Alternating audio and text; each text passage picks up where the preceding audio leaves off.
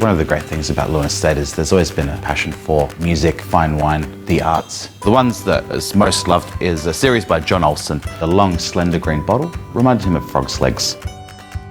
Here we have Sharkway scallops, an apple and sultana emulsion, and that's paired with the Chardonnay, which is this beautiful, it's textural, it's creamy.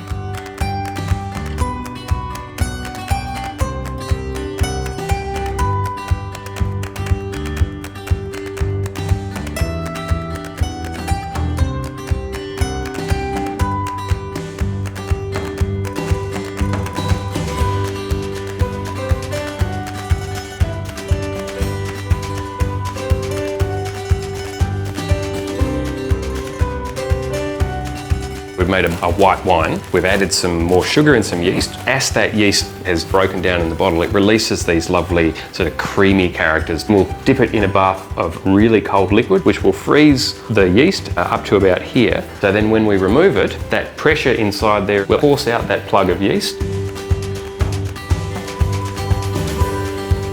This is the second vintage of a very special wine, Tom Cullity's original Cabernet Sauvignon and Malbec vines.